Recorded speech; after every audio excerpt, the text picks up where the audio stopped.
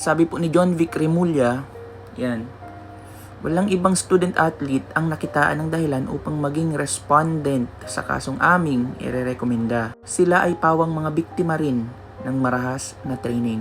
Pero dahil nga po biktima rin sila, pwede rin silang magsampa ng separate na case sa administrasyon ng Ateneo de Manila University at sa mga coaches. Alam natin na meron na po silang statements na naibigay sa CIDG. Sabi nga ni John Vic Remulla, 1,200 pieces na documents. At baka iniisip ng iba, may ongoing investigation na. Pwede pa rin po sila magsampa para mabigyan din sila ng hustisya. Di ba biktima?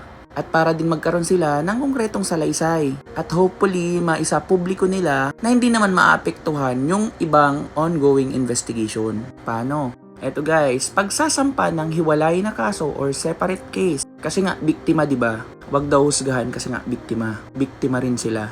Krimen at sibil na pananagutan. Bukod sa kasong isinampa ng PNP CIDG para sa pagkamatay ni Rene at Divine Adili, ang mga buhay na manlalaro ay pwedeng maghain ng reklamong slight, less serious o serious physical injuries, maltreatment o paglabag sa Anti-Hazing Act para sa sarili nilang karanasan. Damages, pwede rin silang magsampa ng hiwalay na civil case upang humingi ng moral and exemplary damages or bayad pinsala dahil sa matinding trauma, takot at pinsala sa kanilang karera o kalusugan.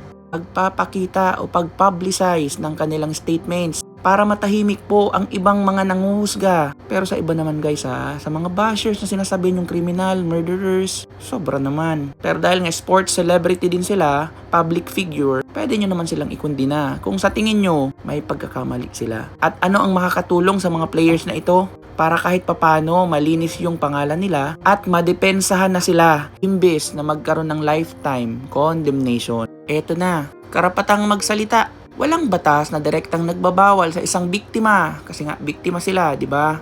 Na ikwento ang kanyang karanasan sa publiko. Iilan pa lang siguro ang nag-publicize ng kanilang statements at nakondina kasi nga hindi sila naniniwala. Gaya nung kay Kiefer Alas na hindi marunong lumangoy pero nakapagpalutang-lutang. Pero baka hindi niya lang yun na-explain ng mahusay. But anyway, kung gusto nilang magpa-interview o maglabas ng opisyal na pahayag upang linisin ang kanilang pangalan laban sa panghusga ng publiko, pwede nila itong gawin. Lahat po sila. Pero may limitasyon po yon, ang tinatawag na sub judice. Bagamat pwede silang magsalita, guys, meron na kasing ongoing na investigation. Pinapayuhan sila ng mga abogado na wag ilahad ang buong detalye ng nakasulat na sa affidavit na isinabmit na sa piskalya o korte habang gumugulong ang preliminary investigation.